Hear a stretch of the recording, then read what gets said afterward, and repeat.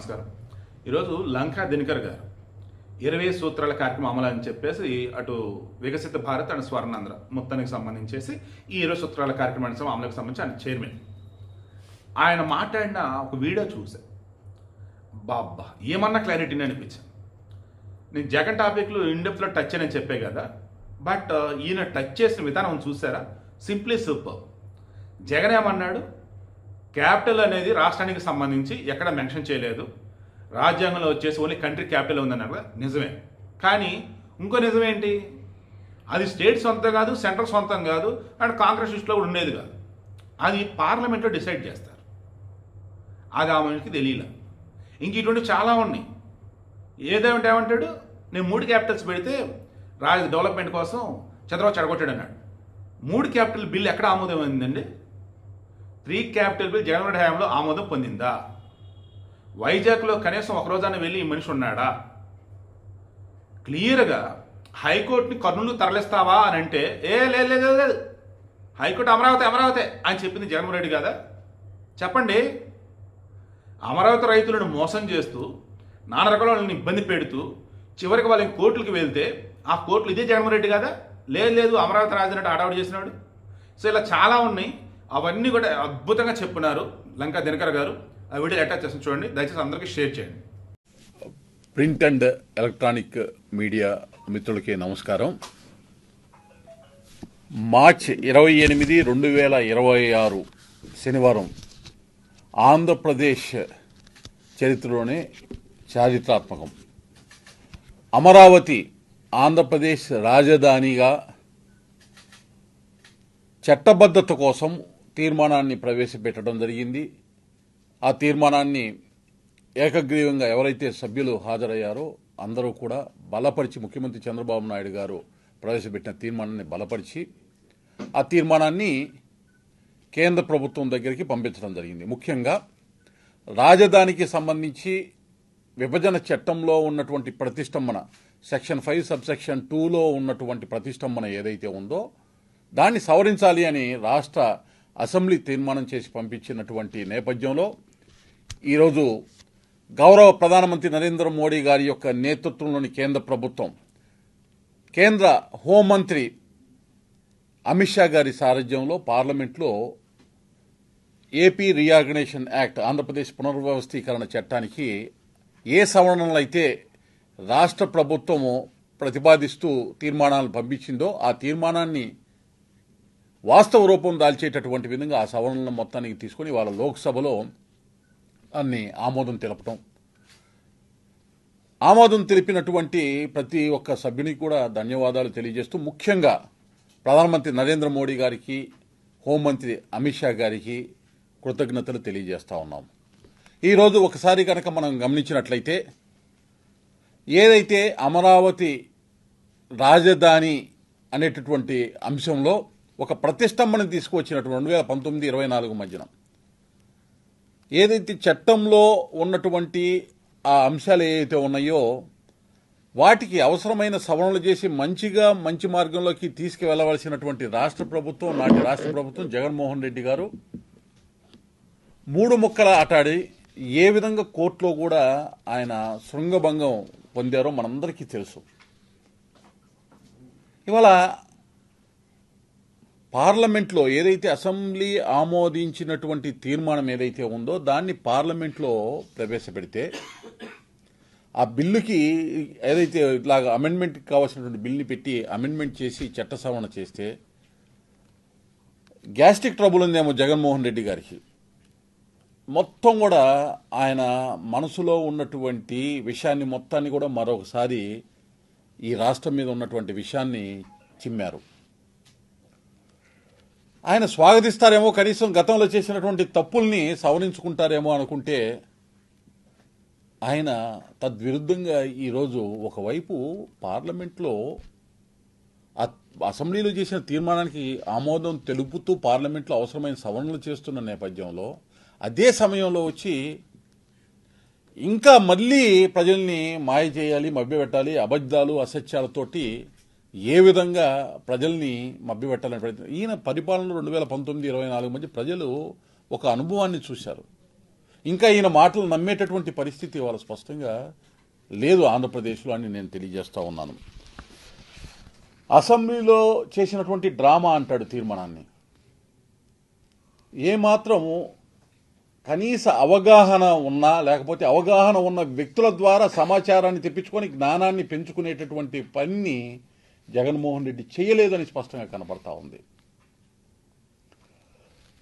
ఏదైతే 3 రాజధానులని 3 ముక్కలాట నాటకం తెరలేపినప్పుడు స్వయాన నేను 8 ఫిబ్రవరి 2020న ఒక ఎలక్ట్రానిక్ మీడియా ఛానల్లో ఇంటర్వ్యూ ఇస్తూ, అప్పటికే ఒక నెల ముందు మొత్తం కూడా ఈ వ్యవహారాన్ని, రాజధానికి సంబంధించిన వ్యవహారాన్ని, రాజ్యాంగపరమైన అంశాలు, విభజన చట్టానికి సంబంధించినటువంటి అంశాలు, కేంద్ర ప్రభుత్వం ఇచ్చినటువంటి నిధులు, రాష్ట్ర ప్రభుత్వం చేసినటువంటి వ్యయం, ఈ అంశాలన్నింటినీ పరిగణలోకి తీసుకొని లోతుగా అధ్యయనం చేసినప్పుడు స్పష్టంగా ఒక మాట జగన్మోహన్ రెడ్డి కూడా ఇవాళ అన్నాడు, రాజ్యాంగంలో ఎక్కడా కూడా రాజధాని అనేటటువంటి పదం లేదు అంటూనే రాజధానిని నిర్ణయించుకునేటటువంటి హక్కు రాష్ట్రానికి మాత్రమే ఉంది అనేటటువంటి మాట మాట్లాడారు. రాజ్యాంగంలోనే లేనప్పుడు రాష్ట్రానికి హక్కు ఏ విధంగా ఉందని మాట్లాడగలడు?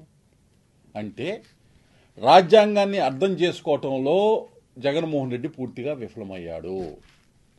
రాజధాని అనేటటువంటి అంశము వాస్తవానికి ఆర్టికల్ 239AA సంబంధించి, అక్కడ రాజధానికి సంబంధించి ఢిల్లీ రాష్ట్రము, కేంద్ర ప్రభుత్వ రాజధాని అయినటువంటి ఢిల్లీ, కేంద్ర రాజధాని అయిన ఢిల్లీలో అధికారాల విభజనకి సంబంధించిన అంశాల్లో తలెత్తిన ప్రతిష్టంభన సుప్రీంకోర్టు ద్వారా పరిష్కరించబడితే వాటికి సంబంధించిన వివరాలు ఆర్టికల్ 239AAలో మాత్రమే రాజధానికి సంబంధించి, ఢిల్లీ రాష్ట్రానికి, కేంద్రానికి అధికార విధులకు సంబంధించి ఉన్నమాట వాస్తవం. అయితే రాజధాని అనేటటువంటి అంశము రాజ్యాంగంలో 3 జాబితాలు ఉంటాయి. రాష్ట్ర జాబితా అంటే రాష్ట్ర ప్రభుత్వం నిర్ణయాలు తీసుకునేటటువంటి, రాష్ట్ర ప్రభుత్వం శాసనసభలో, శాసన మండలిలో నిర్ణయాలు తీసుకునేటటువంటి అంశం రాష్ట్ర జాబితా. కేంద్ర జాబితా, కేంద్ర ప్రభుత్వం మాత్రమే పార్లమెంట్లో, రాజ్యసభలో నిబంధనల మేరకు నిర్ణయం తీసుకునేటటువంటి అంశాలు ఉంటాయి. అలాగే ఉమ్మడి జాబితా, కేంద్ర ప్రభుత్వము, రాష్ట్ర ప్రభుత్వము కలిసి తీసుకోవాల్సినటువంటి కొన్ని వైద్యము, ఆరోగ్యము, అలాగే వ్యవసాయం, ఇటువంటి అంశాలకి సంబంధించిన ఉమ్మడి జాబితాలో ఉంటాయి. అంటే కేంద్ర ప్రభుత్వము, రాష్ట్ర ప్రభుత్వము విడివిడిగా చేయవలసినటువంటి కార్యాచరణ వారి పరిపాలనలో, ఉమ్మడిగా చేయాల్సినటువంటి కార్యాచరణకు సంబంధించి రాజ్యాంగంలో పొందుపరిచినటువంటి పరిస్థితి. అయితే ఎప్పుడైతే ఈ 3 జాబితాల్లో, కేంద్ర జాబితాలో కానీ, రాష్ట్ర జాబితాలో కానీ, ఉమ్మడి జాబితాలో కానీ ఎక్కడా కూడా దాని గురించి చెప్పకపోతే 4వ జాబితా ఉంది. ఆ 4వ జాబితాలో, అంటే ఈ 3 జాబితాల్లో కవర్ కానిటువంటి అంశాలు ఆ 4వ జాబితా కింద వస్తాయి. ఆ 4వ జాబితాకి సంబంధించిన అంశాలు పార్లమెంటు ద్వారా మాత్రమే పరిష్కరించబడతాయి. అంటే రాజధాని అనేటటువంటి అంశం 4వ జాబితాలో ఉన్నటువంటి పార్లమెంటు ద్వారా అక్కడ నిర్ణయించినటువంటి నిర్ణయాల మేరకు ఏ విధమైనటువంటి అధికారాలు పార్లమెంటు ఎవరెవరికి కట్టబడుతుందో వాడి ద్వారా కార్యాచరణ అవుతుంది. ఒక్కసారి మిత్రులారా మీరు గమనించండి, రాష్ట్ర విభజన చట్టంలో సెక్షన్ 5, సెక్షన్ 6, సెక్షన్ 94 ఇటువంటి సెక్షన్స్కి సంబంధించి ఆంధ్రప్రదేశ్ రాజధానికి సంబంధించినటువంటి అంశాల్లో కొన్ని విషయాల్ని పొందుపరచడం జరిగింది. చట్టంలో పొందుపరిచారంటే ఆ చట్టం ఎక్కడ ఆమోదమైంది? పార్లమెంట్లో ఆమోదమైంది. అంటే పార్లమెంటు ద్వారా సెక్షన్ 5, సెక్షన్ 6, సెక్షన్ 94 ద్వారా ఆ అధికారాలు ఏ విధంగా బాధ్యతలు నిర్వర్తించాలి అనేటటువంటిది పార్లమెంటు ద్వారా, ఆ చట్టం ద్వారా, విభజన చట్టం ద్వారా రావటం జరిగింది. సెక్షన్ 5లో స్పష్టంగా 10 సంవత్సరాలు ఉమ్మడి రాజధానిగా హైదరాబాద్ అని, 10 సంవత్సరాల తర్వాత హైదరాబాద్ తెలంగాణకి వెళ్తుంది, ఆంధ్రప్రదేశ్ కొత్త రాజధానిని ఏర్పాటు చేసుకోవాలని. సెక్షన్ 6లో ఈ రాజధాని ఏర్పాటుకి కావాల్సినటువంటి దానికి నిర్ణయం తీసుకోవడానికి ఒక కమిటీని ఏర్పాటు చేసుకోవాలని ఇటువంటి అంశాలు ఉన్నాయి. కమిటీ గురించి మీకు తెలుసు. కమిటీని ఏర్పాటు చేయాలంటే అప్పుడు ఉన్నటువంటి కేంద్ర ప్రభుత్వం శివరామకృష్ణన్ గారి కమిటీని వేయటం జరిగింది. వాళ్ళు ఇచ్చినటువంటి ప్రతిపాదనలు ఏవైతే ఉన్నాయో అనేక అంశాలు ప్రతిపాదనలు ఇవ్వటం, ఆ ప్రతిపాదనలో ఒక ప్రతిపాదనకి సంబంధించి గుంటూరు విజయవాడ మధ్య అత్యధిక మంది ఓటు ద్వారా, ఆన్లైన్ ఓటింగ్ ద్వారా దాన్ని బలపరచడం అనేటటువంటిది, ఇదన్నీ కూడా వాస్తవం. అంటే చట్టంలో సెక్షన్ 6లో ఇచ్చినటువంటి అధికారం మేరకు రాజధాని నిర్ణయం జరిగింది. రాష్ట్రానికి అధికారం లేదా అని జగన్మోహన్ రెడ్డి గారు అంటే రాష్ట్రానికి అధికారము పార్లమెంటు ద్వారా సంక్రమించింది, పార్లమెంట్ చేసిన చట్టం ద్వారా సంక్రమించింది.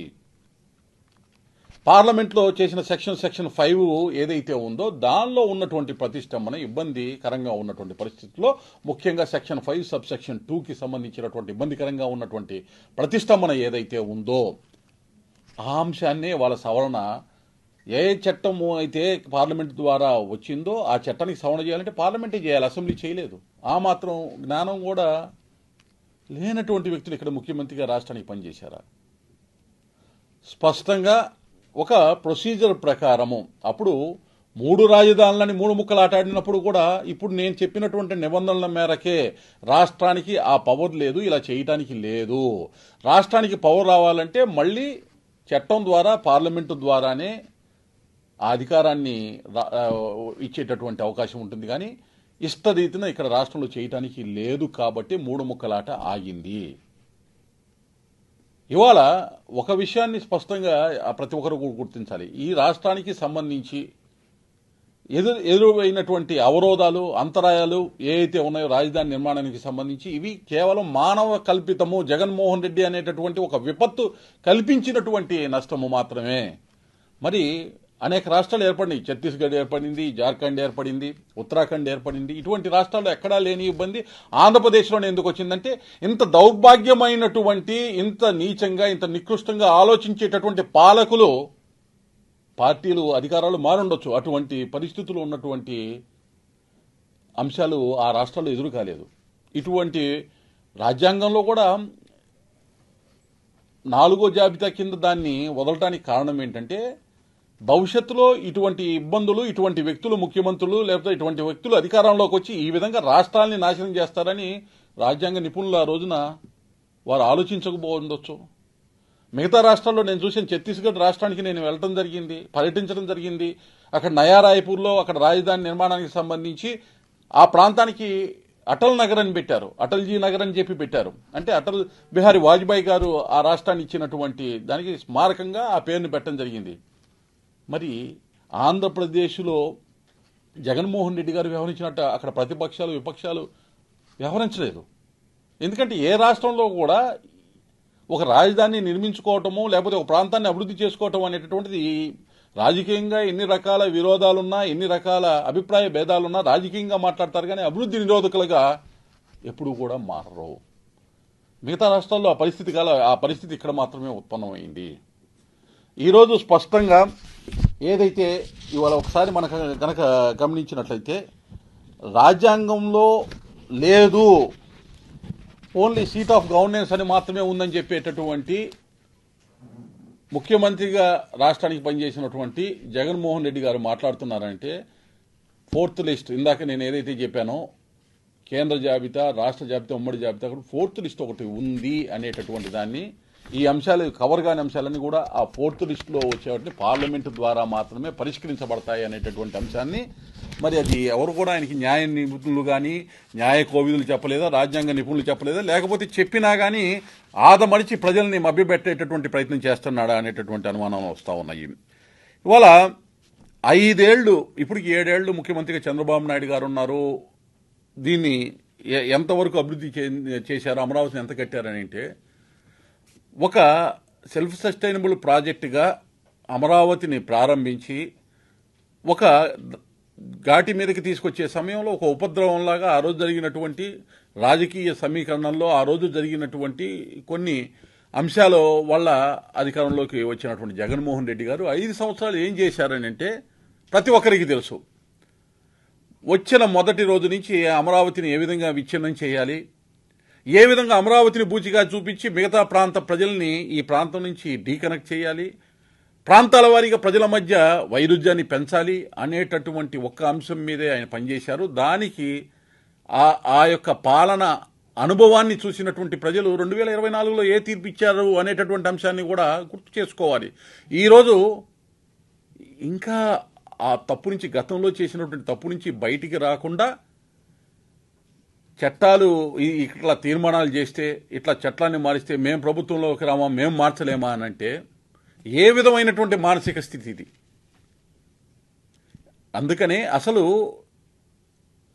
శాసనసభలో శాసన మండలిలో చేసేటటువంటి చట్టం కాదు ఇది. పార్లమెంట్లో ఎక్కడైతే తప్పు జరిగిందో ఆ తప్పుని సవరణ చేస్తూ అసెంబ్లీ ద్వారా తీర్మానం చేసి ఆ తప్పుని సవరణ చేసుకున్నటువంటి పరిస్థితి ఈరోజు లోక్సభలో బిల్ పాస్ చేసుకోవడం జరిగింది.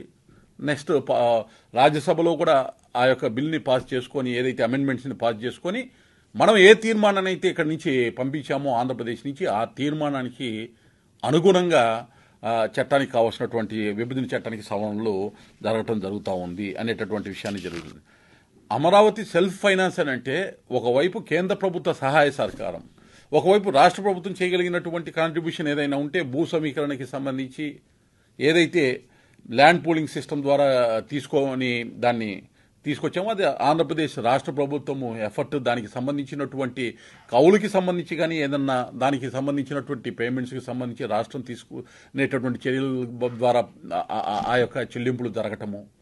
కేంద్ర ప్రభుత్వం ఇప్పటికే మొదట 1500 కోట్లు ఏదైతే సచివాలయానికి కానీ లేకుంటే హైకోర్టు భవనాలకి ఇటువంటి వాటికి ముందుగా ఇవ్వటము, ఇప్పుడు మరొక 15,000 కోట్ల రూపాయలు మల్టీలేటరల్ ఏజెన్సీస్ ద్వారా ఇప్పించేటటువంటి విధంగా కేంద్ర ప్రభుత్వం ప్రధానమంత్రి నరేంద్ర మోడీ గారు అమరావతికి కాంట్రిబ్యూట్ చేయటము, దాదాపు 25,000 కోట్ల రూపాయల వ్యయంతో ఔటర్ రింగ్ రోడ్డు ఏదైతే ఉందో దాదాపు 25,000 నుంచి 30,000 కోట్లు అది కేంద్ర ప్రభుత్వం అందించేటటువంటి మౌలిక సదుపాయం. హెరిటేజ్ సిటీగా అదేవిధంగా అమరావతిని స్మార్ట్ సిటీగా కేంద్ర ప్రభుత్వం డిక్లేర్ చేసి దానికి నిధులు ఇస్తే ఆ నిధులు ఖర్చు పెట్టలేదు జగన్మోహన్ రెడ్డి గారు. ఆయన వాళ్ళ అమరావతి మీద మాట్లాడుతున్నాడు. అమరావతి మీద మాకు అమరావతి అంటే ఇష్టం లేదా, అమరావతి మీద ప్రేమ లేదా అనేటటువంటి మాటలు మాట్లాడుతున్నారు. అమరావతిలో ఉండేటటువంటి రైతులకి అన్యాయం జరుగుతుంది అనేటువంటి మాట నైతికత జగన్మోహన్ రెడ్డికి అసలు ఉందా అని ప్రశ్నిస్తా ఉన్నా నేను. రైతుల్ని 5 సంవత్సరాలు రాంచి రంపాన పెట్టి కాల్చుకొని తిని నడి రోడ్డు మీద మహిళల్ని కూడా అంత దారుణంగా హింసించినటువంటి ప్రభుత్వం పరదాలు కట్టుకొని ప్రజలతోటి ఎవరిని కూడా మాట్లాడటానికి వీళ్ళ మొహమే చూడటానికి నాకు ఇష్టం లేదన్నట్టుగా వ్యవహరించినటువంటి జగన్మోహన్ రెడ్డి ఇవాళ అమరావతిలో ఉండేటటువంటి రైతుల గురించి, ఇక్కడ ఎవరైతే భూ సమీకరణ విధానంలో ఏదైతే వారు భూములు ఇచ్చారో వారి గురించి మాట్లాడటం, అసలు మనల్ని చూసి నవ్వుతారు జనాలు, మనం మాట్లాడే మాట అనేటువంటి సిగ్గు లేకుండా నిస్సిగ్గుగా మాట్లాడుతున్నారంటే జగన్మోహన్ రెడ్డి గారు నిజంగా అసలు అంటే ఏమన్నా ఈయనకి మతిమరుపు వ్యాధి ఏమన్నా వచ్చిందా? గత 5 సంవత్సరాల్లో 2019-24 మధ్య నేనేం చేశాను అనేటటువంటి దాన్ని నేను మర్చిపోయాను, ప్రజలు కూడా మర్చిపోయి ఉంటారు అని ఏమన్నా అనుకుంటున్నారా అనేటటువంటి ఒక అంశం కూడా చాలా స్పష్టంగా కనబడతా ఉంది. ఇవాళ వరల్డ్లో ఒక బెస్ట్ క్యాపిటల్ కట్టాలి అనేటటువంటిది ఒక ఆలోచన ఎవరికైనా కానీ ఆ అవకాశాన్ని అందిపుచ్చుకొని రాష్ట్రాన్ని అభివృద్ధిలో తీసుకెళ్లాలంటే మనం ఆ ఫెసిలిటీ ఏర్పాటు చేసుకోవాలనేటువంటి కళ ఉండాలి. కానీ ఈ విధంగా విషం చిమ్మేటటువంటి విధంగా తాను 5 సంవత్సరాల్లో నిర్వీర్యం చేయటమే కాదు, దాన్ని ఏ విధంగా కూడా ఒక అడుగు కూడా ముందుకి అడుగు వేయనీయకుండా రాజధానికి సంబంధించి ఈరోజు వచ్చి ఇటువంటి వ్యాఖ్యలు చేయటము, అలాగే ఇక్కడ అయ్యేటటువంటి వ్యయానికి సంబంధించి ప్రాజెక్టు వ్యయానికి సంబంధించి కూడా ఆయన మాట్లాడుతూ ఉన్నారు. స్కెలిటన్ ఒక భవనం వరకు మాత్రం కేవలము చేసి ఇచ్చేటటువంటి వ్యయానికి, భవనం మొత్తం పూర్తయిన తర్వాత వినియోగానికి అవసరమైనటువంటి మౌలిక సదుపాయాలతో సహా పూర్తి చేసి ప్లగ్ అండ్ ప్లే అంటారు. నేరుగా వెళ్ళి వారు ఏ కార్యాచరణ ఏదైతే వారు నిర్వహించాలనుకున్నారో భవనం నిర్మించేదానికి అయ్యే వ్యయానికి మధ్య తేడా తెలియకుండానే జగన్మోహన్ రెడ్డి గారు ముఖ్యమంత్రి గారు అయ్యారా? పెద్ద పెద్ద వ్యాపార సామ్రాజ్యాలు ఏవైతే పెట్టారో వాటన్నిటికీ పూర్తి కావాలంటే అయ్యే వ్యయం మొత్తం కూడా ఎట్లా అవుతుంది అనేటటువంటి అంచనా తెలియనటువంటి వ్యక్తి జగన్మోహన్ రెడ్డి అని నేను ప్రశ్నిస్తా ఉన్నాను. ఒక్కసారి మనం చూడాలంటే ఆయన ఒక మాట అన్నాడు, కేవలం ఆయన్ని తిట్టడానికి మాత్రమే అసెంబ్లీలో సమావేశాన్ని ఏర్పాటు చేశారు అనే మాట ఒక మాట మాట్లాడతాను. బూతులు తిట్టేటటువంటి పేటెంట్ రైట్ ఎవరిదండి ఈ రాష్ట్రంలో? ఎవరన్నా నిన్న అసెంబ్లీలో జరిగినా కానీ ఏ సభ్యుడైనా కానీ అప్పుడు జరిగినట్టు 2019-24 మధ్య జరిగినటువంటి పాలనలో దాష్టికాన్ని ప్రజలు ఎదుర్కొన్న ఇబ్బందిని చెప్పారు, కానీ ఎక్కడైనా అన్పార్లమెంటరీ వర్డ్స్ ఎక్కడైనా వాడినటువంటి దాఖలాలు ఎక్కడైనా ఉన్నాయా? మీరు ప్రెస్ మీట్లు పెట్టి మీకు నచ్చనటువంటి వాళ్ళని మీరు మాట్లాడేటటువంటి మాటలు, వాడేటటువంటి పదజాలం ఏదైతే ఉందో ఆ పదజాలము ఆ మాటలు వాడే విధంగా ఎక్కడైనా ఒక మాట అయినా కానీ మాట్లాడినటువంటి దాఖలాలు ఉన్నాయా? తీర్మానాన్ని చేయటం జరిగింది, అసెంబ్లీలో తీర్మానాన్ని చేయటం జరిగింది. ఆ తీర్మానానికి ఒక సార్థకత ఉంది. చట్టబద్ధత అమరావతికి సంబంధించి ఎక్కడైతే ఆ గ్యాప్ ఉందో పార్లమెంట్ ద్వారా ఆ చట్టబద్ధత తీసుకొని చట్టభద్రత భవిష్యత్తులో కూడా వేలు పెట్టాలని అంటే దాని మీద కోర్టులు సైతం, ఎందుకంటే ఇంత తతంకం నడిచిన తర్వాత భవిష్యత్తులో ఎవరైనా దీనికి వ్యతిరేకపరమైనటువంటి విధంగా వ్యవహరించిన కోర్టు ద్వారా మొట్టికాయలు పడి ఆ కార్యాచరణ జరగకుండా ఉండేదానికి ఇవాళ చేసినటువంటి ఈ చట్ట భద్రత ఏదైందో భద్రతగా ఒక భద్రతా వలయంగా ఉండేటటువంటి అవకాశం స్పష్టంగా ఉంటుంది. అదే భయం ఆయనకి. ఏ రోజైనా కానీ దీన్ని ఏదైనా నేను తాకొచ్చా, దీన్ని ఏమైనా డిస్టర్బ్ చేయొచ్చా, దీన్ని నిర్వీర్యం చేయొచ్చా అనే ఇంకా ఆలోచనతోనే ఉండి మరొకవైపు నేనేమైనా అమరావతిని కాదన్నానా అనే మాట మాట్లాడటం. ఒక్కసారి మీరు చూస్తే ఏ చట్టాన్నైనా చట్టసభలు తయారు చేయగలవు అనేటటువంటి మాట ఆయన మాట్లాడాడు. అవును, ఏ చట్టాన్నైనా అంటే ఏ చట్టాన్ని చేయొచ్చు ఏర్పడింది అనేటటువంటి వాస్తవాన్ని స్పష్టంగా మీరు జగన్మోహన్ రెడ్డి గారు తెలుసుకోవాల్సినటువంటి అవసరం ఉంది. ఏంటంటే ఎంతసేపు జలయజ్ఞం ధనయజ్ఞంతో మునిగిపోయినటువంటి వీళ్ళకి ప్రతి నిమిషం కమిషన్ల గురించి మాట్లాడేటటువంటి మాటే, కమిషన్ల కక్కుర్తి గురించి మాట్లాడేటటువంటి మాటే. 5 సంవత్సరాల్లో కూడా ఇక్కడ రాజధానికి సంబంధించినటువంటి అంశం ఒక అడుగు ముందుకు పడలేదు. 3 రాజధానులు అని చెప్పి ఆయన ఏదైతే ఎగ్జిక్యూటివ్ క్యాపిటల్ అన్నాడో ఏదన్నా ఒక్క కార్యాచరణ, ఒక భవనాన్ని అయినా కట్టి చూపించాడు. ఋషికొండనికి బోడిగుండు చేయడం తప్పితే ఏమన్నా చేశాడా? ఇక్కడ అమరావతిలో ఏ అయితే 2014-19 మధ్య నిర్మితమైనటువంటి భవనాల్లోనే పరిపాలన సాగించాడు, కానీ ప్రజల్ని మభ్యపెట్టేటటువంటి ప్రయత్నం చేశాడు. కర్నూలుకి సంబంధించినటువంటి హైకోర్టు అని చెప్పి అక్కడ ప్రజల్ని జ్యుడిషియరీ క్యాపిటల్ అని మాయ చేసి మీరు సుప్రీంకోర్టులో ఆ రోజు పాలనలో ఉన్నప్పుడు ఏ అఫిడవిట్ వేశారని నేను ప్రశ్నిస్తున్నాను. ఏ మొహం పెట్టుకొని మళ్ళీ ఈ మాటలు మాట్లాడతారు జగన్మోహన్ రెడ్డి అని నేను ప్రశ్నిస్తా ఉన్నాను.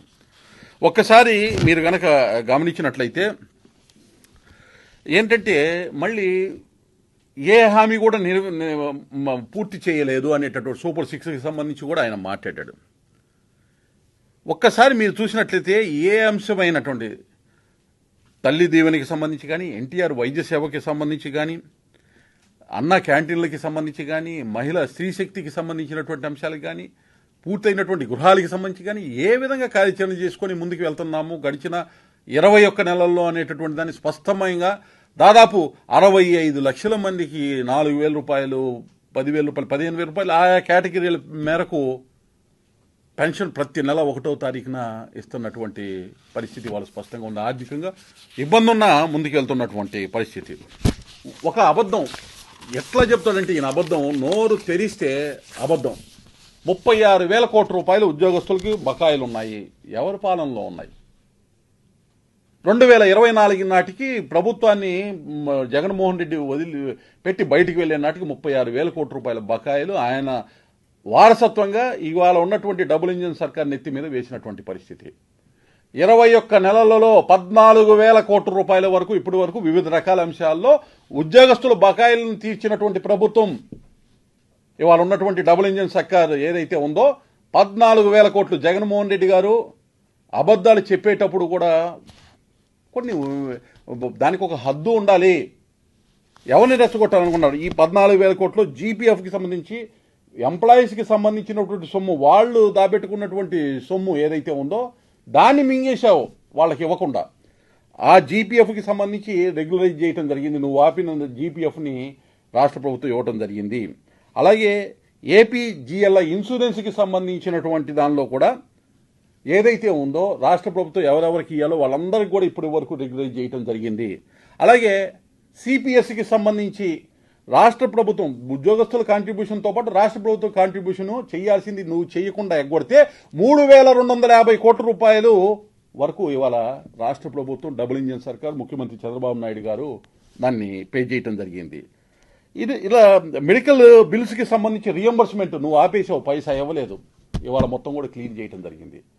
ఇలా 36,000 కోట్ల రూపాయల్లో 14,000 కోట్ల రూపాయల వరకు చెల్లించడం, మిగతా ఒక స్పష్టత, ఒక స్పిరిట్ ఈ ప్రభుత్వం చూపిస్తూ ఉంది. నువ్వు ఆపిన వాటిని క్లియర్ చేసుకుంటా, రెగ్యులేట్ చేసుకుంటా వచ్చే ఇవాళ ఉన్నటువంటి ఆర్థికపరమైనటువంటి అంశాల్లో ఇవాళ ఈ ప్రభుత్వం చేయాల్సినటువంటి కార్యాచరణ మొత్తం సక్రమంగా చేస్తూ నువ్వు చేసినటువంటి తప్పులు నెత్తి మీద పెట్టినటువంటి పిడుగు లాంటి బరువుని కూడా మోస్తూ వాటన్నింటినీ క్లియర్ చేసుకుంటూ వెళ్తున్నటువంటి పరిస్థితి.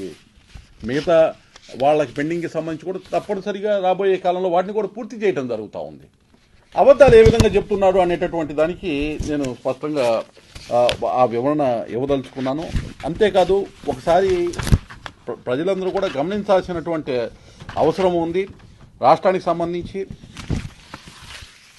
అమరావతికి వ్యతిరేకమని ఆయన మీద ఎదురుదాడి చేస్తున్నారంటారు.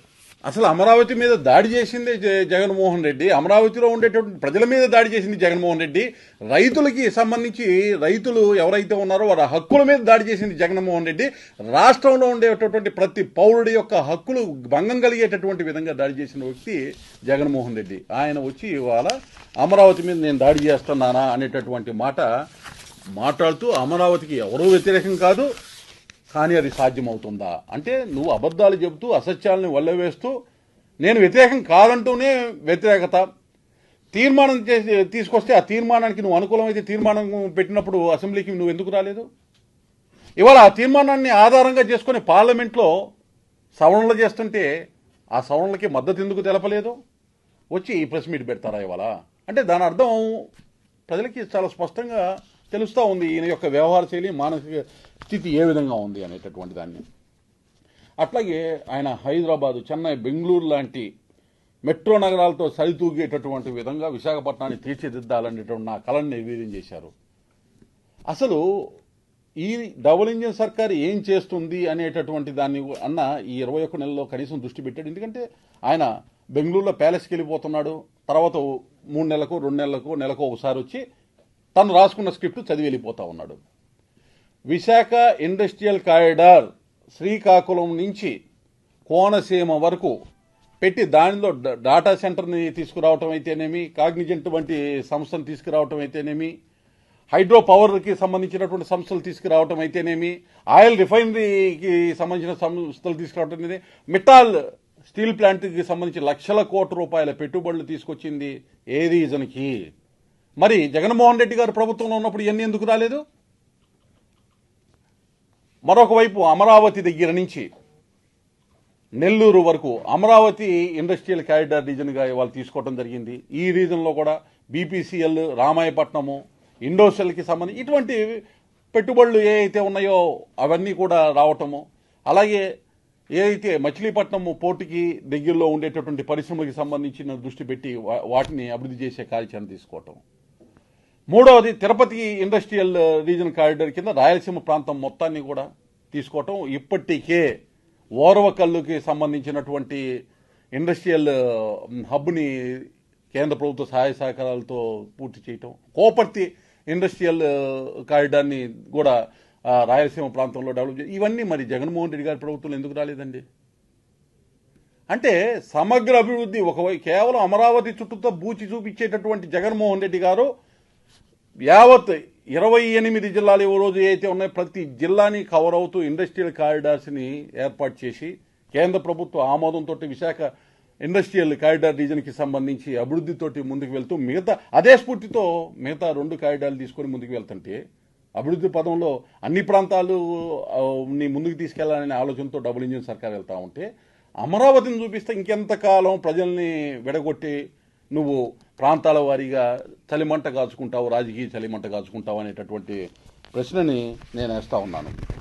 అదేవిధంగా కర్నూలు హైకోర్టు గురించి మాట్లాడేటప్పుడు నువ్వు అధికారంలో ఉన్నప్పుడు సుప్రీంకోర్టులో నువ్వు వేసినటువంటి అఫిడవిట్ ఏంటనేది ఒకసారి తీసి చదివితే కర్నూలు ప్రాంత ప్రజల్ని, రాయలసీమ ప్రజల్ని ఏ విధంగా మోసం చేశావు అనేటటువంటిది, నువ్వే ఏ విధంగా మోసం చేశావు అనేటటువంటిది ఇవాళ స్పష్టంగా తెలుస్తుందని నేను తెలియజేస్తూ, ఏదైతే ఇవాళ ఒక తీర్మానాన్ని, చారిత్రాత్మక తీర్మానాన్ని రాష్ట్ర ప్రభుత్వం తీర్మానం చేసి కేంద్రానికి పంపించిందో, కేంద్రంలో కూడా ప్రధానమంత్రి నరేంద్ర మోడీ గారి నేతృత్వంలో హోంమంత్రి అమిత్ షా గారి సారథ్యంలో ఆ అమెండ్మెంట్ బిల్ తీసుకురావటం, అవసరమైనటువంటి సవరణలన్నీ చేయటం కూడా చాలా ఒక సంకుచిత ఆలోచన ఏదైతే ఉందో జగన్మోహన్ రెడ్డికి, ప్రాంతాల వారీగా విభజించు పాలించు అనేటటువంటి బ్రిటిష్ వాడి యొక్క ఆలోచన ధోరణితోటి ముందుకు వెళ్తూ ఉంటారో ఆ సంకుచిత స్వభావాన్ని నుంచి బయట వేసేటటువంటి విధంగా ఈ యొక్క రాష్ట్రానికి సంబంధించినటువంటి అభివృద్ధిలో ముందుకు వెళ్ళేటటువంటి అవకాశం కలిగింది. ఇంకొక మాట కూడా అన్నాడు చంద్రబాబు నాయుడు గారు, ఎగ్జిక్యూటివ్ క్యాపిటల్గా విశాఖపట్నాన్ని రద్దు చేశారు. అసలు వస్తే కదండి రద్దు చేయడానికి.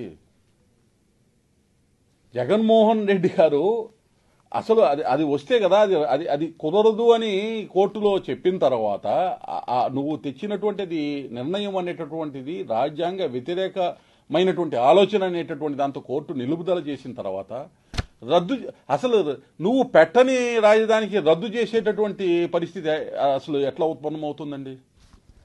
కాబట్టి ఇక్కడ న్యాయ రాజధాని రద్దు చేశారు. వచ్చిందా న్యాయ రాజధాని? ఆయన పీరియడ్లో పూర్తయిందా? ఇందాకే చెప్పాను, సుప్రీంకోర్టులో వేసిన అఫిడవిట్ బయటికి దిగమనండి. అలా ఇక్కడ ఈ విధమైనటువంటి మాటలు, అలాగే డబ్బులు ఎక్కడి నుంచి తీసుకొస్తారు, డిపిఆర్ చూస్తే అర్థం అవుతుంది డబ్బులు ఎట్లా తీసుకొచ్చి అభివృద్ధి చేస్తారు అనేటటువంటిది. కేంద్ర ప్రభుత్వ సహాయ సహకారాలు ఏ విధంగా తీసుకుంటున్నారు, రాష్ట్ర ప్రభుత్వం ఏ విధంగా అడుగులు ముందుకు వేస్తుంది అనేటటువంటి దాన్ని స్పష్టంగా డిపిఆర్లో వాటికి సంబంధించినటువంటి వివరాలన్నీ ఉన్నటువంటి పరిస్థితి. రాష్ట్రానికి సంబంధించినటువంటి రాజధానికి సంబంధించి చేస్తున్నటువంటి రుణాల మీద కూడా ఆయన మాట్లాడాడు. రుణాలకి గ్యారంటీ ప్రభుత్వం ఇస్తుంది. గ్యారంటీ ప్రభుత్వం వీకి ఎవరిస్తారు? నువ్వు డైవర్ట్ చేసి వివిధ రకాల కార్పొరేషన్లతోటి తెచ్చినటువంటి డబ్బులు ఎటు డైవర్ట్ చేసావు అర్థం కానటువంటి పరిస్థితి. వాటికి మరి గ్యారంటీలు ఇచ్చి ఆ డబ్బుని ఎటు నుంచి సంబంధం లేనటువంటి అంశాలకి ఎక్కడ దేనికి ఖర్చు పెట్టాలో దానికి ఖర్చు పెట్టకుండా ఇష్టం వచ్చినట్టు ఖర్చు చేసినటువంటి నువ్వు ఈ మాట మాట్లాడటం అంటే ఒక రాజధానిగా ప్రజల దగ్గర నుంచి తీసుకున్నటువంటి భూములకి సంబంధించి కొన్ని హామీలు ఇచ్చి తీసుకున్నట్టు భూమికి కూడా రాష్ట్ర ప్రభుత్వం గ్యారంటీ ఇవ్వదు అనేటటువంటి మానసిక స్థితితో ఒక ముఖ్యమంత్రిగా పనిచేసిన వ్యక్తి ఉన్నంటే ఏ విధంగా ఈ వ్యక్తి ముఖ్యమంత్రిగా పనిచేశాడు ఈ రాష్ట్రంలో అనేటటువంటి ప్రశ్న కూడా ఉత్పన్నమవుతా ఉంది. అంత పెద్ద ఎత్తున భూములు ప్రజలు ఇచ్చారు. అందులో రాష్ట్ర ప్రభుత్వానికి కూడా తన వాటగా మిగిలేటటువంటి భూమి ఉంది. దాని ద్వారా ఈ యొక్క రుణాన్ని తీస్తూ సెల్ఫ్ సస్టైనబుల్ క్యాపిటల్గా దీన్ని తీసుకోవాలని ముందుకి వెళ్ళే ఒక ప్రణాళికతో ముందుకు వెళ్తూ ఉంటే ఆయన ఒక మాట అన్నాడు, ఇప్పటికిప్పుడు ఎన్ని భూములు అమ్మారని. ఇప్పటికిప్పుడు భూములు అమ్మాల్సిన అవసరం ఎందుకు వస్తుంది? భూములు ఎప్పుడు అమ్మాలి అనేటటువంటిది అది కూడా డిపిఆర్లో ఉంది. రీపేమెంట్కి తగిన విధంగా దాన్ని మానిటైజ్ చేసుకుంటూ వెళ్తారు. ఇవాళ వివిధ కేంద్ర ప్రభుత్వ సంస్థలకు కానీ వివిధ సంస్థలకి ఆయా ప్రాతిపదికతన ఆయా అంశాల వారీగా ఎంత డబ్బుతోటి వాటిని వాళ్ళు కొనుక్కుంటున్నారనేటటువంటి కూడా ఒక స్పష్టమైనటువంటి విధానం ఉంది రాష్ట్రంలో. కాబట్టి ఇవాళ ఏంటంటే ఈ అమ్మటము అనేటటువంటి తెగ నమ్మైనా కానీ, ఎందుకంటే ఆయన పరిపాలనలో ఉన్నప్పుడు ఏ అమరావతి భూముల్ని ఒక్కొక్క ఎకరా ఎంత వాల్యూ చూపించి బ్యాంకుల దగ్గరికి వెళ్ళాడండి తనఖా చేసి డబ్బు తీసుకురావడానికి. నువ్వు ఇబ్బందికరంగా ఈ ప్రాంతాన్ని ఆపేయాలి అమరావతి అన్నప్పుడే నువ్వు చూపించిన విలువ ఎంతండి? ఇవాళ అభివృద్ధి చెరిగిన తర్వాత వచ్చేటటువంటి విలువ ఎంతండి? అంటే నోరుంది కదా అని చెప్పి నేను ఒక స్క్రిప్ట్ రాసుకొని ఇష్టం వచ్చినట్టు మాట్లాడి ఇక్కడ ఉండేటటువంటి ప్రజల్ని మొత్తాన్ని కూడా డిస్టర్బ్ చేయటము, ప్రజల మధ్య అంతరాలని సృష్టించేటటువంటి ఇటువంటి విధానానికి చెక్ పెట్టడం కోసమే తీర్మానం చేయటం జరిగింది అసెంబ్లీలో. ఆ తీర్మానం ఏదైతే సహేతుకంగా ఉంది కాబట్టే కేంద్ర ప్రభుత్వం, ప్రధానమంత్రి నరేంద్ర మోడీ గారు, హోంమంత్రి అమిత్ షా గారు ఆ తీర్మానం ఏదైతే ఉందో శాసనసభ నుంచి వచ్చిన తీర్మానాన్ని చట్ట రూపంలో సవరణలు చేస్తూ సెక్షన్ 5 సబ్సెక్షన్ 2కి సంబంధించి అమరావతి ఆంధ్రప్రదేశ్ రాజధానిగా కొనసాగేటటువంటి ఒక చట్టబద్ధత ఇచ్చేటటువంటి విధంగా ఇవాళ తొలి అడుగు పూర్తయింది. రాజ్యసభలో కూడా ఆ యొక్క సవరణలు పూర్తిగా ఆమోదం తెలిపి ఏదైతే జగన్మోహన్ రెడ్డి పగటి కళలో కనిటటువంటి విధంగా విషపూరితంగా ఆలోచిస్తున్నాడు అమరావతి, అటువంటి అవకాశం అనేటటువంటి భవిష్యత్తులో లేకుండా చేయటం జరుగుతుందని తెలియజేస్తూ అందరికీ, మీడియా మిత్రులందరికీ కూడా ధన్యవాదాలు, కృతజ్ఞతలు. నమస్తే.